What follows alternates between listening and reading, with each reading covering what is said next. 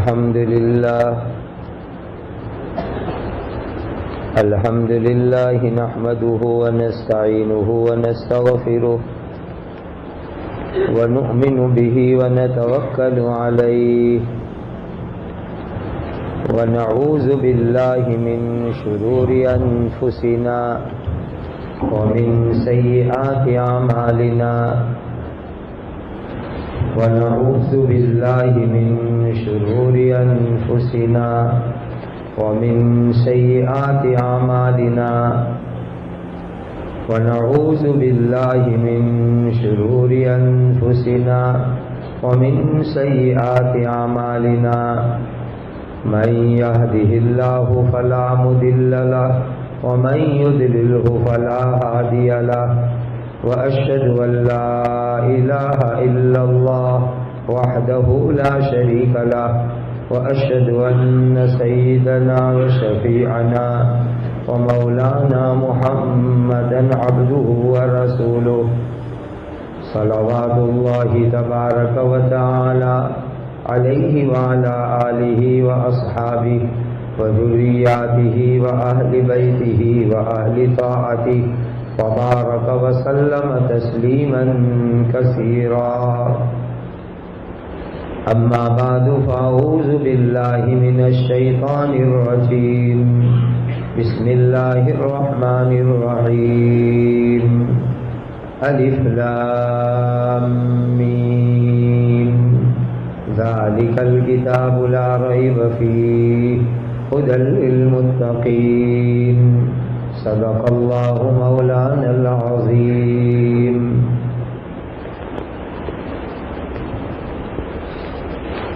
یہ بہت بڑی سعادت کی بات ہے، بلکہ تاریخی موقع ہے. بابرکت گھڑیاں ہیں کہ اس ادارے میں جس کی نسبت شیخ المشائخ حضرت مولانا محمد زکریا صاحب نور اللہ مرقدہ کی طرف ہے، جس کے بانی صاحب نسبت اللہ کے ولی حضرت مولانا محمد ہاشم صاحب آفاہ اللہ تعالی ہے. ایک ساتھ آج اتنی بڑی تعداد میں کہ ہمارے خوش نصیب بھائی حفظ قرآن کی تکمیل کر رہے ہیں. ایک مجلس میں ایک ساتھ 63 حفاظ کرام، یہ واقعتاً ایک یادگار موقع ہے، تاریخی موقع ہے، مثالی موقع ہے. اللہ سبحانہ و تعالی ان تمام حفاظ کرام کو زندگی کی آخری گھڑی تک قرآن کی خدمت کے لیے قبول فرما لے گئے. ہم سب اللہ تعالیٰ سے ایک دعا مانگا کریں، اے اللہ زندگی کی آخری سانس تک قرآن مجید کی اور اپنے دین کی مقبول خدمات کے لیے ہمیں قبول فرما لیجیے. یہ دعا مانگنے کا ہم سب کو اہتمام کرنا چاہیے. دوسری دعا یہ کریں کہ قیامت کے دن اہل القرآن ہم اہل اللہ و خاصتہ، کہ قرآن والے، قرآن سیکھنے سکھانے والے، قرآن پڑھنے پڑھانے والے وہ اللہ کی فیملی کے ممبر ہیں، اللہ کے اہل ہیں، اللہ کے خاص بندوں میں سے ہیں. محشر میں اللہ کرے اس جماعت میں ہم سب کا شمار ہو جاوے. یہ دو دعا مانگنے کا ہم سب کو اہتمام کرنا چاہیے۔ میں اس جامعہ کے متحرک، فعال اور جوان لیکن واشتعل الرأس شیبہ والے جوان ذی وقار محتمم حضرت مولانا الیاس صاحب کا شکریہ ادا کرتا ہوں۔ ایسی مبارک مجلس کی شرکت کے لیے انہوں نے مجھے موقع عطا فرمایا۔ واقعی یہ ان کا شکریہ مجھے ادا کرنا ہے، اس لیے کہ مجھے خود میری زندگی میں یاد نہیں اب تک کہ کسی ایک مجلس ایسی کہ جس میں 63 حفاظ کرام تکمیل کر رہے ہو ایک وقت میں، ایسی مجلس میں شرکت کا شاید زندگی میں یہ پہلا موقع ہے میری یاد کے مطابق۔ اس لیے میں ان کا شکریہ ادا کرتا ہوں کہ ایک تاریخی موقع پر، یادگار موقع پر سعادت مندی کے لیے انہوں نے مجھے یاد فرمایا۔ برادر مکرم مولانا مفتی انور صاحب نام جیسا ہے حافظہ بھی ویسا ہے۔ جس زمانے میں ڈالڈا گھی بھی پیور نہیں ملتا، اس زمانے میں ایسا تیز ترار حافظہ کہ جس میں 30 سال پرانی یادیں ایسی یاد ہو جیسے کہ ان بچوں کو ماشاءاللہ پرانی یاد ہے۔ یہ مولانا کی واقعی ایک کرامت ہے، اللہ تعالیٰ ان کو جزائے خیر عطا فرمائے۔ آپ سب نے جو سنا کہ اس مجلس کا جو مقصد تھا وہ مقصد الحمدللہ عافیت سے مکمل ہوا کہ ان حفاظ کرام کا اعزاز ہو، اکرام ہو اور یہ اپنا مبارک سبق سناوے۔ ہم لوگوں نے قرآن مجید کی آیتیں سنی، قرات سنی، نظم سنی، ساری چیزیں ماشاءاللہ بہت عمدہ اور بہت اچھی۔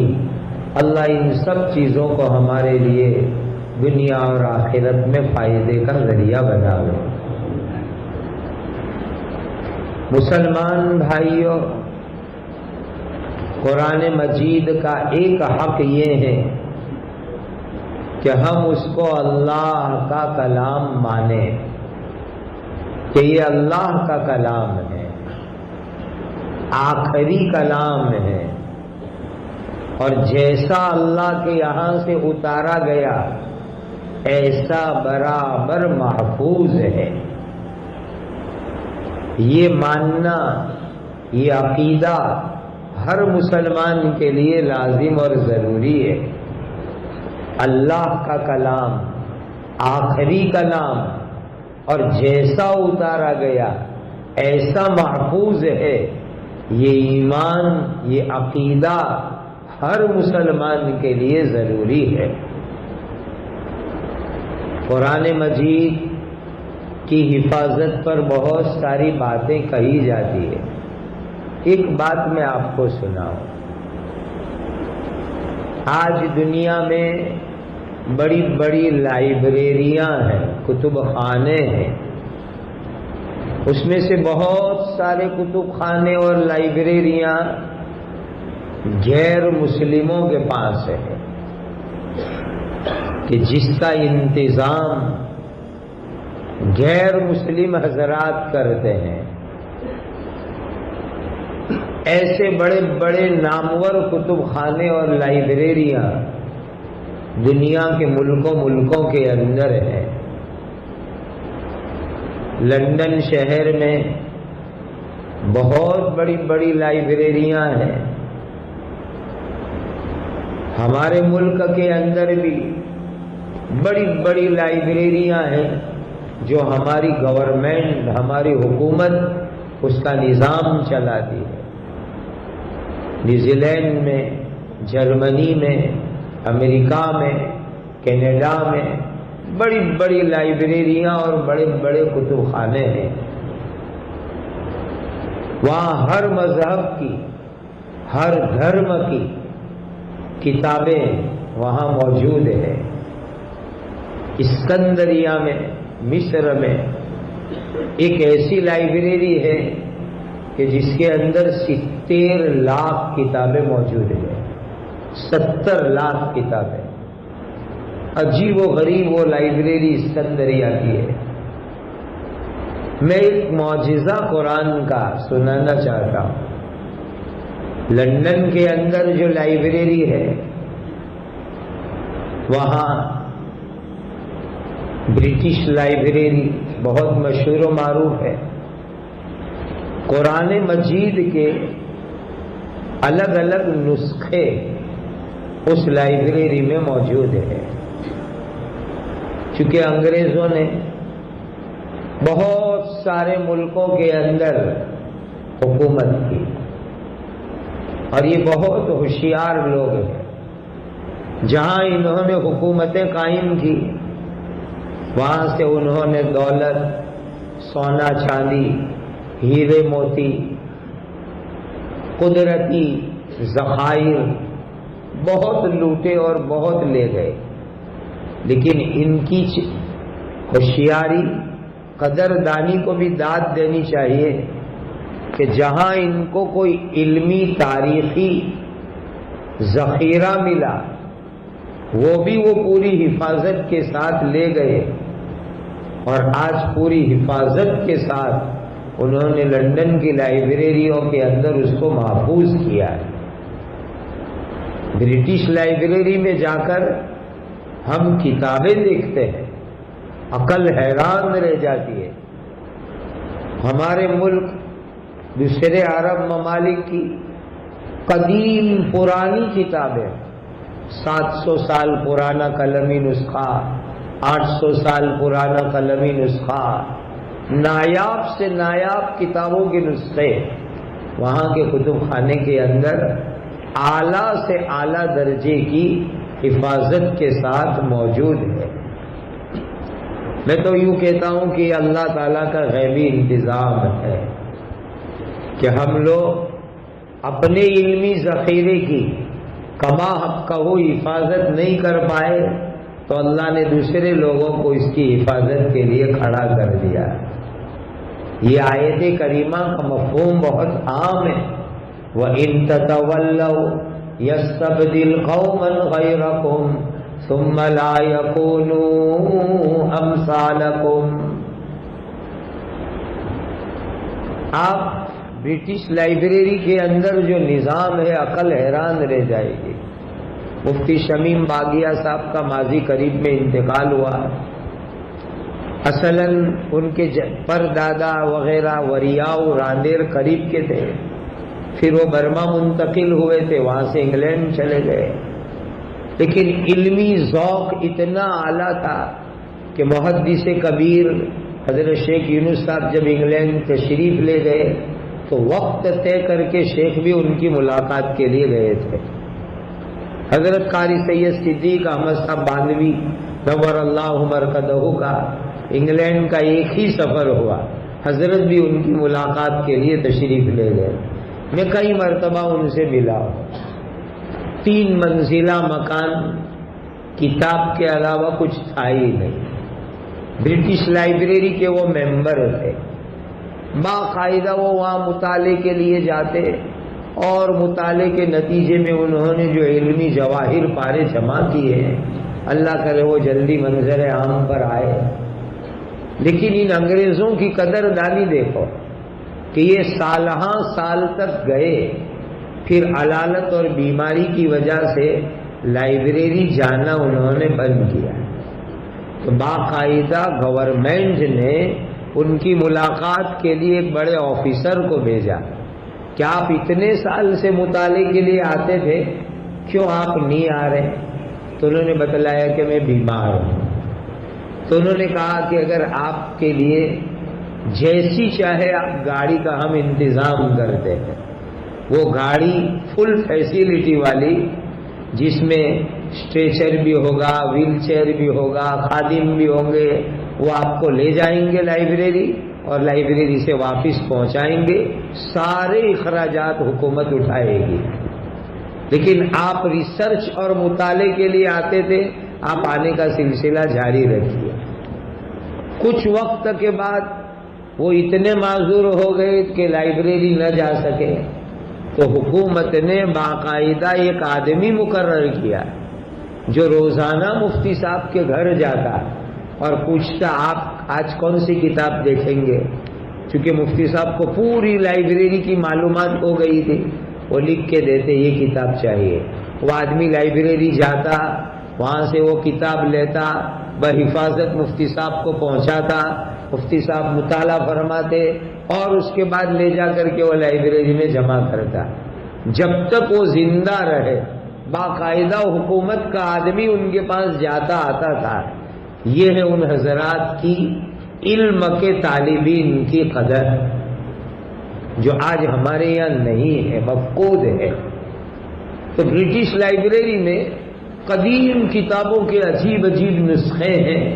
میں نے بھی ایک مرتبہ ممبرشپ کا کارڈ بنوایا تھا اور کچھ وقت جانا آنا رہا۔ پھر وہاں ایک عجیب چیز دیکھی کہ پہلی صدی سے لے کر کے آج تک ہر صدی کے اندر قلم سے لکھے گئے قرآن مجید کے نسخے ہیں وہاں، اور ہر نسخے کے ساتھ تاریخ لکھی ہوئی ہے کہ یہ نسخہ فلاں ہجری میں فلاں شہر میں فلاں کاتب نے لکھا، اور لندن برٹش لائبریری میں یہ نسخہ کیسے پہنچا، پوری تاریخ لکھی ہوئی ہے۔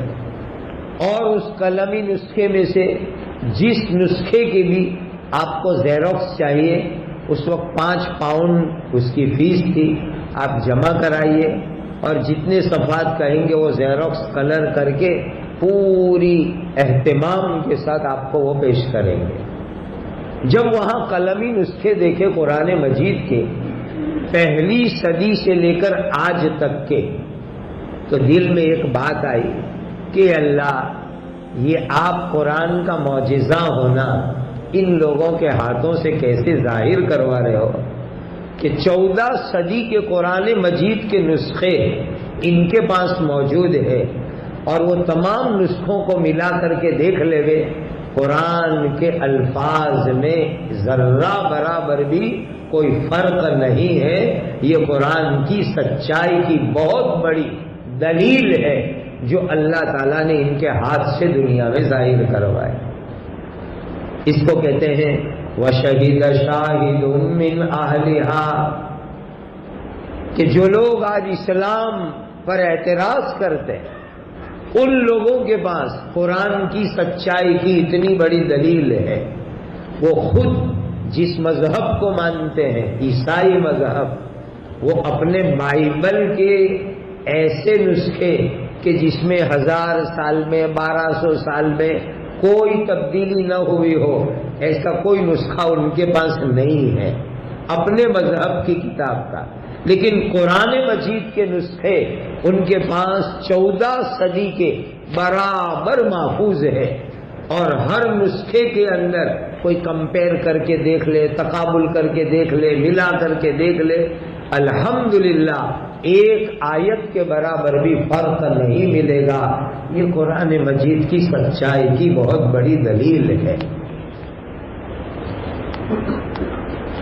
اس لیے ہم اللہ کا جتنا احسان مانیں، جتنا شکر ادا کریں کہ اس مالک نے ہمیں ایسی مقدس کتاب کا حامل بنایا کہ جب سے اس کا نزول ہوا اور جس آخری نبی حضرت محمد الرسول اللہ صلی اللہ علیہ وسلم پر اس کا نزول ہوا، اور حضور کی حیات مقدسہ کے اندر جب قرآن مجید کا نزول مکمل ہو گیا، وہاں سے لے کر آج تک اس قرآن کے اندر ذرہ برابر بھی کوئی تبدیلی نہیں ہوئی، اور قیامت تک جب اللہ کو باقی رکھنا مقدر ہے، انشاءاللہ کوئی تبدیلی نہیں کر سکتا۔ ایسی عظیم دولت اللہ نے ہم کو عطا فرمائی ہے۔ اسی لیے حق ہے قرآن کا دوسرا کہ تمام مسلمان قرآن مجید کو صحیح پڑھے اور اس کو صحیح پڑھاوے، یہ قرآن مجید کا دوسرا بڑا حق بنتا ہے۔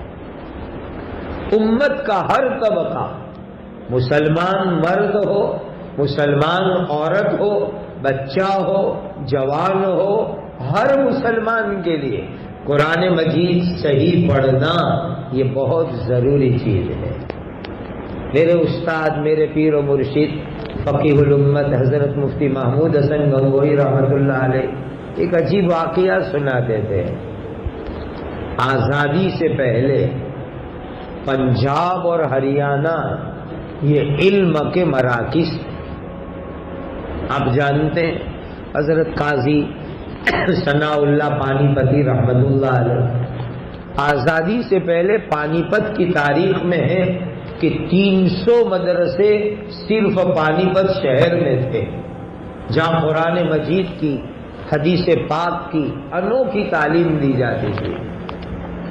حضرت پانی پت کا ایک واقعہ سنایا کرتے تھے کہ مرد تو مرد، وہاں کی عورتیں بھی قرآن مجید کی حافظہ ہوتی تھی، قرآن مجید کو 7 قرات کے ساتھ پڑھنا جانتی تھی پانی پت کی عورتیں۔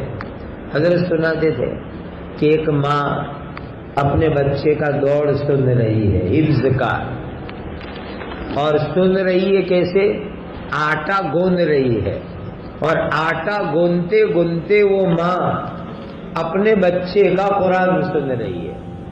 اب دوڑ میں سورہ یوسف چل رہی تھی، تو جب سورہ یوسف میں اس آیت پر بچہ پہنچا لا تأمنا، تو لا تأمنا کے اوپر جب بچہ پہنچا تو اس نے ایسے پڑھا لا تأمنا، حالانکہ یہاں اشمام مار روم ہوتا ہے۔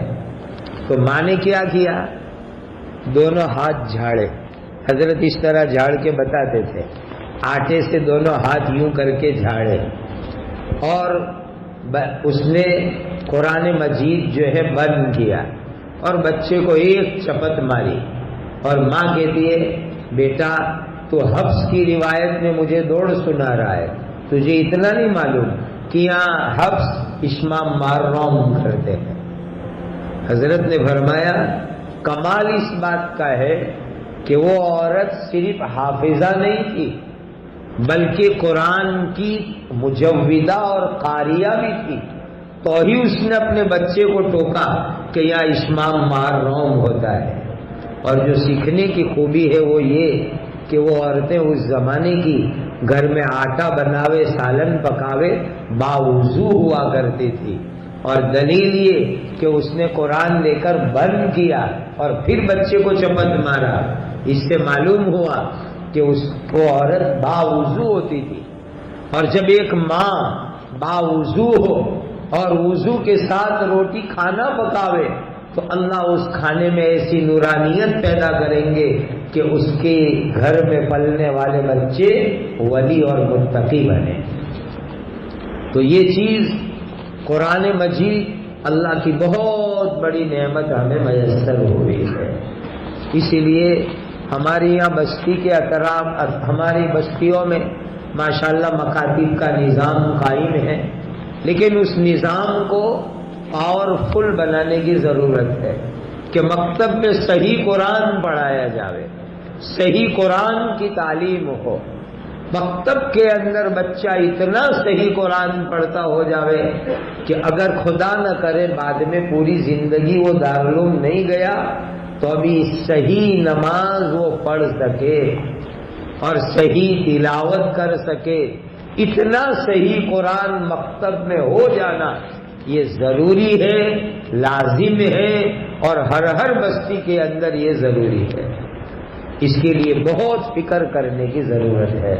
قرآن صحیح پڑھیں، قرآن پڑھیں اور صحیح پڑھیں، یہ بھی قرآن مجید کا ایک حق بنتا ہے۔ اور ایک خاص بات جس کی اس وقت امت میں بہت ضرورت ہے، ہر بستی میں، ہر گاؤں میں اور بڑے گاؤں کی ہر مسجد میں ہفتے میں کم از کم ایک دن قرآن مجید کی تفسیر کا سلسلہ ہونا چاہیے۔ قرآن اللہ کی کتاب ہے، اللہ کیا فرمانا چاہتے ہیں، اللہ اپنے بندوں کو کیا کہنا چاہتے ہیں، اس کو جاننا سمجھنا بہت ضروری ہے۔ آج امت قرآن مجید میں اللہ کا کیا پیغام ہے ہمیں معلوم نہیں، اللہ کیا فرما رہے وہ ہمیں معلوم نہیں۔ اس کے لیے درس قرآن، درس تفسیر ہر بستی میں ہونا چاہیے۔ بستی کے ذمہ دار حضرات علماء کرام کو کہیں اور ہفتے میں ایک دن طے کرے کہ ہماری بستی کی ہماری مسجد میں قرآن کی تفسیر ہو، 20 منٹ 25 منٹ آدھا گھنٹہ، تاکہ امت کو پتہ چلے اللہ کیا فرماتے ہیں، اور بستی بستی میں قرآن مجید کے انوار برکات عام ہوں گے تو انشاءاللہ فتنوں کا خاتمہ ہوگا، فتنے ختم ہوں گے۔ اسی لیے میں یہ درخواست کرتا ہوں ہر گاؤں میں اور بڑے گاؤں کی ہر مسجد میں درس قرآن تفسیر کا مبارک سلسلہ ہونا چاہیے۔ ہمارے بعض اکابر نے بہت اچھی بات فرمائی کہ اگر آپ کو کوئی تفسیر کرنے والا نہ ملے تو امام صاحب کو اتنا کہو کہ جو ہمارے اکابر کی مستند تفاسیر ہے وہ لے کر اندر سے سنا دے، اندر سے پڑھ کے سنا دے۔ اب تو اردو میں گجراتی میں مستند تفاسیر کی کوئی کمی نہیں ہے، کوئی بھی تفسیر لے کر کے اس کو سنا دے، یہ بھی کم سے کم ہونا چاہیے۔ یہ بھی قرآن مجید کا ایک بہت بڑا حق ہے۔ اور ایک اور حق میں آپ کو بیان کرنا چاہتا ہوں۔ ماشاءاللہ آج یہ حفاظ کرام دلہے معلوم ہو رہے ہیں، ماشاءاللہ ان کے کپڑے دیکھو، چہرے کی نورانیت دیکھو۔ حقیقت یہ ہے کہ آج بہت بڑا خوشی کا موقع ہے۔ انہوں نے قرآن کی عظمت کے اندر یہ لباس، یہ وضاقتہ اختیار کی، واقعی مبارکبادی کی چیز ہے۔ لیکن یہ ضروری ہے اب کہ ہمارے یہاں مسجدوں میں اور گھروں میں جو قرآن مجید ہے ان کو بھی ہم شاندار کپڑے پہنائیں، یعنی قرآن کے جزدان ہونے چاہیے۔ بہت سے گھروں میں مسجدوں میں قرآن ہے لیکن اس کے اوپر کپڑا نہیں ہے، کور نہیں ہے، جزدان نہیں ہے۔ کبھی کوئی تلاوت کے لیے لیتا ہے تو اس پر اتنی مٹی، اتنا گرد و غبار ہوتا ہے کہ ہاتھ کالے ہو جاتے ہیں۔ یہ قرآن کی بہت بڑی بے ادبی ہے، بہت بڑی بے ادبی ہے۔ ہر گاؤں میں، ہر گھر میں جہاں بھی قرآن ہے، قرآن مجید کے لیے شاندار کور بنواؤ، بہترین جزدان بناؤ، اس کے اوپر عطر اور خوشبو لگاؤ۔ یہ قرآن مجید کا اکرام ہے، اور جو قرآن کا اکرام کرے گا اللہ اس کا اکرام کریں گے۔ یہ بھی صحیح۔ اور ایک حق میں آپ کو بیان کروں، ہر گاؤں کے اندر مسجد میں نوجوان لوگ ایک بینک بناوے مسجدوں میں یا مدرسے میں، اور مسجد میں اعلان لگا دے رہے، یا کبھی کبھی محلے میں جا کے گشت کرے۔ کیا گشت کرنا ہے کہ جس کے گھر میں قرآن مجید پرانا ہو گیا، یا کوئی دینی کتاب پرانی ہے، یا اسلامک میگزین آتے ہیں اور وہ پرانے آپ کو کام کے نہیں ہیں، ہمیں دے دیجئے۔ اس کو لاؤ، ادب سے جمع کرو، اور پھر کپڑے میں لپیٹ کر کے لے جا کر پورے ادب سے اس کو دفن کرو۔ اس کا نظام بھی ہر گاؤں میں ہونا چاہیے۔ آج قرآن مجید کے، اسلامی میگزین کے اور دینی کتابوں کے اوراق بے تحاشا ضائع ہوتے ہیں، اور اس کی بڑی بے ادبی ہوتی ہے، اور اس گستاخی اور بے ادبی کا حصہ ہم بھی بنتے ہیں۔ کچھ سال پہلے کی بات ہے، ہمارے یہاں ایک شہر میں دیوالی کے موقع پر پٹاخے جو پھوٹتے ہیں تو وہ پھوٹے ہوئے پٹاخے دیکھے گئے تو اس میں قرآن مجید کے جلے ہوئے اوراق ہیں پٹاخوں میں۔ تو کچھ سمجھدار لوگوں نے تحقیق کی کہ بھئی یہ پٹاخے کون سی دکان سے لائے تھے. وہاں دکان والے کے پاس گئے کہ آپ نے کہاں سے یہ پٹاخے منگوائے تھے. انہوں نے اوپر ہول سیلر کا نام دیا. ان کو جا کے ملے, آپ کہاں سے پٹاخے لاتے؟ انہوں نے فیکٹری کا ایڈریس دیا.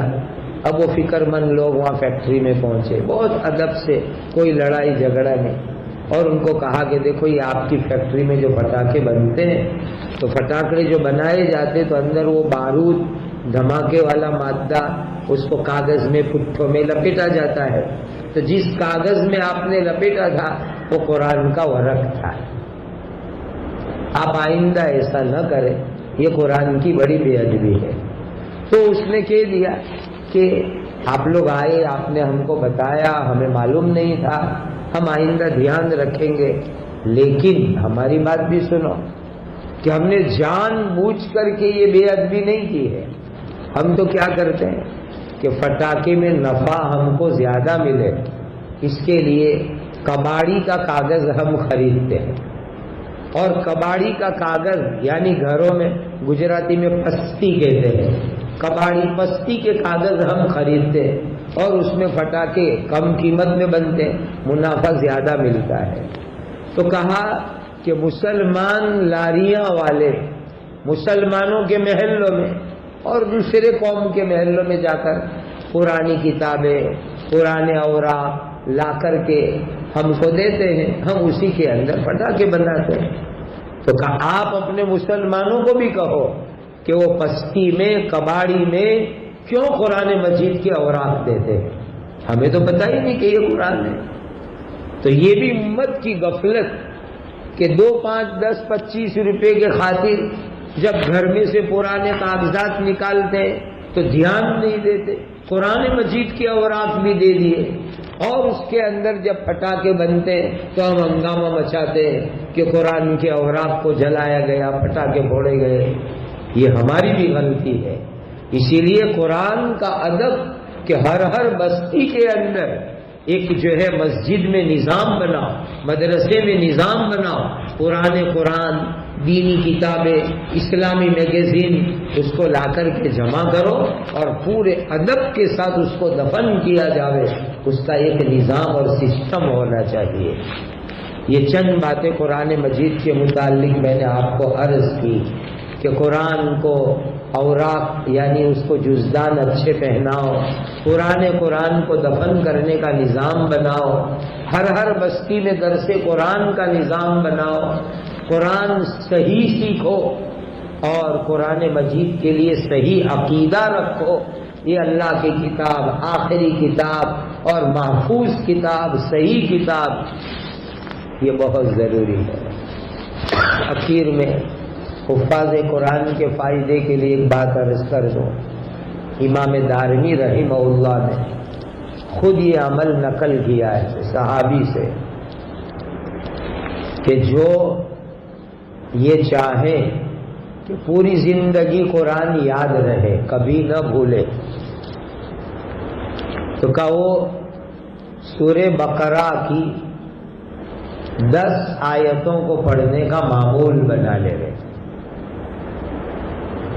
پہلی 4 یا 5 آیت اختلاف قرہ کے مطابق جو ابھی آپ نے سنائی, الف لام میم سے اولئک هم المفلحون تک, یہ پہلی 4 یا 5 آیت. اس کے بعد بسم اللہ پڑھ کے آیت الکرسی پڑھو اور آیت الکرسی ختم کر کے بعد میں 2 آیتیں اور پڑھو. لا اکراہ فی الدین قد تبین الرشد من الغی فمن یکفر بالطاغوت ویؤمن باللہ فقد استمسک بالعروۃ الوثقی لا انفصام لها واللہ سمیع علیم. اللہ ولی الذین آمنوا یخرجهم من الظلمات الى النور والذین کفروا اولیاؤهم الطاغوت یخرجونهم من النور الى الظلمات اولئک اصحاب النار هم فیها خالدون. یہ ہو گئی آیت الکرسی کے بعد 2 آیتیں. یہ 3 آیت ہوئی, ایک آیت الکرسی اور اس کے بعد 2 آیتیں. پھر چلے جاؤ آخری رکوع پر، وَلِلَّهِ مَا فِي السَّمَاوَاتِ وَمَا فِي الْأَرْضِ وَإِن تُبْدُوا مَا فِي أَنفُسِكُمْ أَوْ تُخْفُوهُ يُحَاسِبْكُم بِهِ اللَّهُ فَيَغْفِرُ لِمَن يَشَاءُ وَيُعَذِّبُ مَن يَشَاءُ وَاللَّهُ عَلَى كُلِّ شَيْءٍ قَدِيرٌ۔ آمن الرسول وہاں سے لے کر فَانصُرْنَا عَلَى الْقَوْمِ الْكَافِرِينَ، یہ 10 آیتیں ہو گئی۔ امام دارمی نے نقل کیا ہے کہ جو یہ 10 آیتیں پڑھنے کا روزانہ معمول بنائے گا تو جتنا قرآن اس نے یاد کیا ہے انشاءاللہ وہ کبھی نہیں بھولے گا۔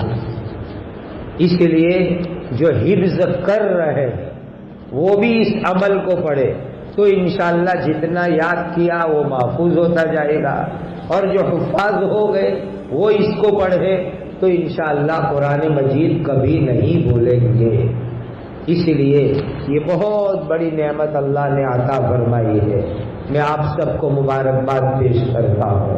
واقعہ ہے کہ آج یہ جامعہ زکریا کے لیے بڑا تاریخی خوشی کا موقع ہے، ایک مجلس میں اتنی بڑی جماعت حفظ قرآن کی تکمیل کرے۔ اللہ اس ادارے کی اس محنت کو بے انتہا قبول فرماوے، ترقیات سے مالا مال فرماوے، اور امت کو قرآن مجید کی قدردانی کی توفیق عطا فرماوے۔ آج گئے گزرے دور کے اندر بھی قرآن مجید اگر ہم صحیح پڑھیں گے، صحیح سمجھیں گے، اس کے مطابق عمل کریں گے، اس کی اشاعت کریں گے تو اللہ تعالیٰ انشاءاللہ دنیا آخرت کی عزتوں سے نوازیں گے، عزتوں سے مالا مال فرمائیں گے۔ عزم کر لو کہ موت تک قرآن کی خدمت کرنی ہے، طے کر لو کہ موت تک قرآن کی خدمت کرنی ہے۔ اللہ تعالیٰ یہ سعادت آپ کو ہم سب کو نصیب فرماوے۔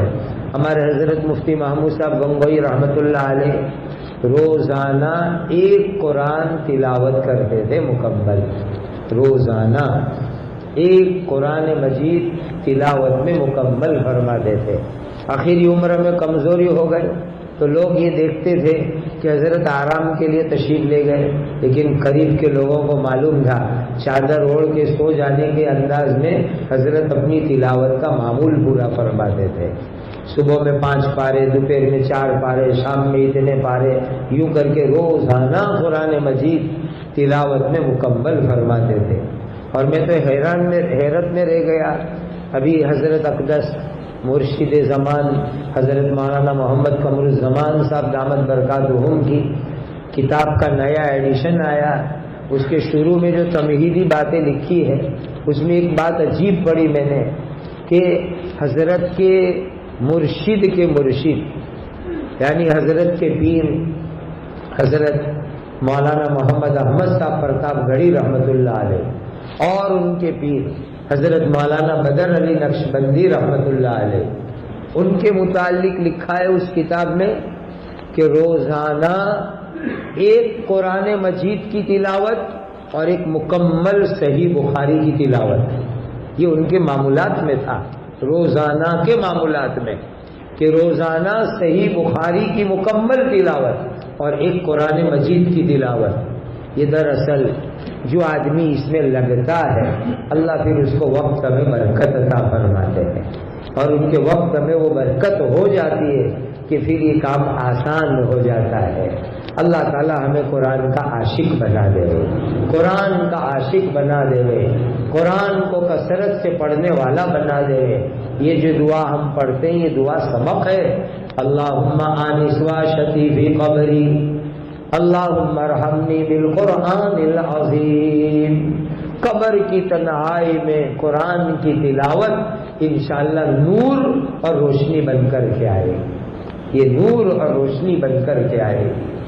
اس لیے قرآن کی تلاوت کی عادت بناؤ۔ ایک عمل بتا کے بات مکمل کر دیتا ہوں۔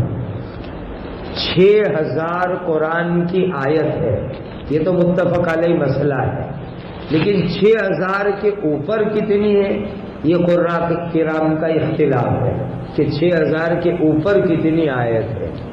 ایک گنتی آسان 6666 آیتیں اور بھی اقوال ہیں۔ قرآن کی تمام آیتوں کی سردار آیت الکرسی ہے۔ تمام آیتوں میں افضل ترین آیت آیت الکرسی ہے۔ اس آیت الکرسی کی ایک عجیب فضیلت ہے، عجیب و غریب فضیلت، اور وہ فضیلت بتانے سے پہلے میں آپ کو سوال کرتا ہوں، آپ میں سے کون چاہتا ہے کہ موت کے بعد ڈائریکٹ جنت میں جاوے؟ ہاتھ اٹھاؤ۔ ماشاء اللہ العزیز، عجیب فضیلت قرآن مجید کی اس مبارک آیت کی۔ یہ حدیث پر مختلف لوگوں نے کلام کیا، لیکن امام نیموی رحمۃ اللہ علیہ نے کئی حضرات محدثین سے نقل کیا کہ یہ حدیث کی سند صحیح ہے۔ حدیث پاک میں آتا ہے کہ جو مسلمان ہر فرض نماز کے بعد ایک مرتبہ آیت الکرسی پڑھے، اللہ موت کے بعد ڈائریکٹ اس کو جنت میں داخل فرمائیں گے۔ عظیم فضیلت، آج سے عزم کر لو کہ موت تک ہر نماز کے بعد انشاءاللہ آیت الکرسی پڑھیں گے۔ اور دوسری عجیب فضیلت بتاؤں جس کی آج کے زمانے میں ہم مومنوں کو بہت ضرورت ہے۔ حدیث پاک میں آتا ہے کہ جو آدمی نماز کے بعد آیت الکرسی پڑھے گا تو دوسری نماز تک اللہ کی حفاظت میں رہے گا، دوسری نماز تک اللہ کی حفاظت میں رہے گا۔ فجر کے بعد پڑھے تو ظہر تک حفاظت، ظہر بعد پڑھے تو عصر تک حفاظت، جس نماز کے بعد بھی پڑھے گا دوسری نماز تک اللہ اس کی حفاظت فرمائیں گے۔ کتنی بڑی چیز، آخرت میں جنت ملے، دنیا میں حفاظت ملے، یہ آیت الکرسی کی عظیم فضیلت ہے۔ اسی لیے آج کے بعد اس کو اپنے معمولات میں شامل کرو، موت تک کہو انشاءاللہ العزیز۔ اور یہ تو بخاری شریف کی روایت ہے کہ نبی کریم صلی اللہ علیہ وسلم نے اس پوری بات کی تصدیق فرمائی، اس لیے ہمارے لیے حجت ہو گئی۔ وہ شیطان اور حضرت ابو ہریرہ کا واقعہ جس کا خلاصہ کہ رات کو سوتے وقت پر بستر پر بیٹھ کر آیت الکرسی پڑھ لو، اللہ کی طرف سے ایک حفاظت کرنے والا یعنی فرشتہ آئے گا جو پوری رات ہمارے مکان کی حفاظت کرے گا۔ جو رات سوتے وقت پر بستر پر بیٹھ کر آیت الکرسی پڑھے گا، اللہ کی طرف سے ایک حفاظت کرنے والا یعنی فرشتہ آئے گا جو پوری رات اس کے مکان کی حفاظت کرے گا۔ اسی لیے ہر نماز کے بعد بھی آیت الکرسی کا معمول بناؤ، رات سوتے وقت بھی آیت الکرسی کا معمول بناؤ، جنت بھی ملے گی اور انشاءاللہ اللہ تعالیٰ حفاظت بھی فرمائیں گے۔ اللہ تعالیٰ ان کئی سنی باتوں پر مجھے آپ کو عمل کی توفیق عطا فرمائے، اور اللہ ہم سب سے راضی ہو جاوے، اور اللہ ہم سب کو خدامین قرآن میں شامل فرما لے۔ وآخر دعوانا الحمدللہ رب العالمین۔ الحمد للہ رب العالمین، سبحان اللہ وبحمدہ، سبحان اللہ العظیم۔ اللہم صل علی سیدنا محمد وعلی آل سیدنا محمد صلاۃ تنجینا بہا من جمیع الاحوال والآفات وتقضی لنا بها جميع الحاجات وتطهرنا بها من جميع السیئات وترفعنا بها عندك اعلی الدرجات وتبلغنا بها اقصى الغایات من جميع الخيرات في الحیاة وبعد الممات انك على كل شيء قدیر یا ذا الجلال والاکرام، یا ذا الجلال والاکرام، یا ذا الجلال والاکرام، یا ارحم الراحمین، یا ارحم الراحمین، یا ارحم الراحمین۔ وإلهكم إله واحد لا إله إلا هو الرحمن الرحيم۔ اللهم اغفر أمة سيدنا محمد صلى الله عليه وسلم، اللهم ارحم أمة سيدنا محمد صلى الله عليه وسلم اللهم تجاوز عن أمة سيدنا محمد صلى الله عليه وسلم اللهم اصلح شان أمة سيدنا محمد صلى الله عليه وسلم اللهم انصر أمة سيدنا محمد صلى الله عليه وسلم اللهم استر أمة سيدنا محمد صلى الله عليه وسلم اللهم اجبر أمة سيدنا محمد صلى الله عليه وسلم ربنا آتنا في الدنيا حسنة وفي الآخرة حسنة وقنا عذاب النار۔ اے اللہ ہمارے گناہوں کو معاف فرماؤ، اے اللہ ہمارے گناہوں کو معاف فرماؤ، اے اللہ ہمارے والدین کی، بھائی بہنوں کی، بیوی بچوں کی اپنے کرم سے مغفرت فرماؤ۔ اے اللہ وقت آئے ایمان پر حسن خاتمہ عطا فرماؤ، زندگی کی آخری سانس تک قرآن مجید کی اور اپنے دین کی مقبول خدمات کے لیے ہمیں قبول فرماؤ، ہمیں قبول فرماؤ، ہمیں قبول فرماؤ۔ اے اللہ قیامت کے دن اہل القرآن ہم اہل اللہ و خاصتہ والی جماعت میں ہمیں شامل فرماؤ، ہمیں شامل فرماؤ، ہمیں شامل فرماؤ۔ اے اللہ ان بھائیوں نے جو حفظ قرآن کی تکمیل کی مبارک فرماؤ، بے انتہا مبارک فرماؤ، بے انتہا مبارک فرماؤ۔ پوری زندگی ان کو قرآن مجید پڑھنے پڑھانے کی، قرآن مجید کے حقوق ادا کرنے کی توفیق عطا فرماؤ۔ اے اللہ ان کے اساتذہ کو قبول فرماؤ، اے اللہ ان کے والدین، ان کے اہل خاندان کو قبول فرماؤ، اے اللہ اس ادارے کو بے انتہا قبول فرماؤ، ترقیات سے مالا مال فرماؤ، صبح قیامت تک ہر خیر کی ترقی کے ساتھ اس ادارے کو جاری ساری قائم دائم فرماؤ۔ اے اللہ جو لوگ جس لائن سے مدد کرتے ہیں ان کو دنیا آخرت میں جزائے خیر عطا فرماؤ۔ اس ادارے کے مدرسین، منتظمین، معاونین اور آج تک جو پڑھ چکے، ابھی پڑھ رہے ہیں، قیامت تک پڑھیں گے، سب کو بے انتہا قبول فرماؤ، علم نافع، عمل صالح، تقوی عطا فرماؤ۔ اے اللہ حضرت مولانا ہاشم صاحب کو صحت عافیت عطا فرماؤ، عافیت کا معاملہ فرماؤ، ان کے ساتھ عافیت کا معاملہ فرماؤ۔ ہمارے جتنے بھی اکابر اس وقت بیمار ہیں ان کی عمروں میں برکت عطا فرماؤ، صحت تندرستی عطا فرماؤ۔ نبی کریم صلی اللہ علیہ وسلم کا امتی پوری دنیا میں جہاں کہیں بھی ہے اس کی اور اس کی قیامت تک آنے والی نسلوں کے ایمان اسلام کی حفاظت فرماؤ، جان مال کی حفاظت فرماؤ، جائیداد کی حفاظت فرماؤ۔ جو مرتد بن گئے یا بنا دیے گئے ان کو دوبارہ ایمان عطا فرماؤ۔ اے اللہ ہمارے جو بھائی اس وقت مظلوم ہیں، بے سہارا ہے، اے اللہ ان کی بھرپور نصرت اور مدد فرماؤ، ان کی زندگی کی تمام جائز ضروریات خزانے غیب سے عافیت کے ساتھ پوری فرماؤ، ہر طرف سے ان کی حفاظت فرماؤ، مظالم کا خاتمہ فرماؤ، مظالم کا خاتمہ فرماؤ، مظالم کا خاتمہ فرماؤ، امن و امان، عدل و انصاف کا بول بالا فرماؤ۔ اے اللہ ہمارے ملک میں رحمتیں برکتیں نازل فرماؤ، یہاں سے فتنے فساد کا خاتمہ فرماؤ۔ اے اللہ امن و سلامتی عطا فرماؤ، ہمیں زندگی میں بار بار مکہ مدینہ کی حاضری عطا فرماؤ۔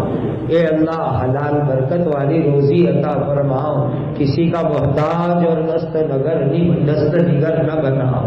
اے اللہ بلا حساب کتاب جنت الفردوس عطا فرماؤ، جہنم اور قبر کے عذاب سے حفاظت فرماؤ، دنیا آخرت کی ذلت رسوائی سے حفاظت فرماؤ۔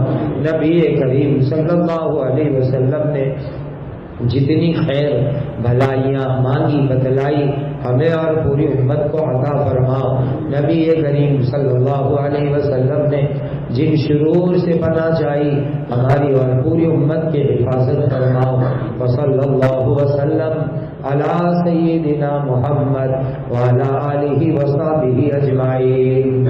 سبحان ربک رب العزة عما یصفون وسلام علی المرسلین والحمد للہ رب العالمین.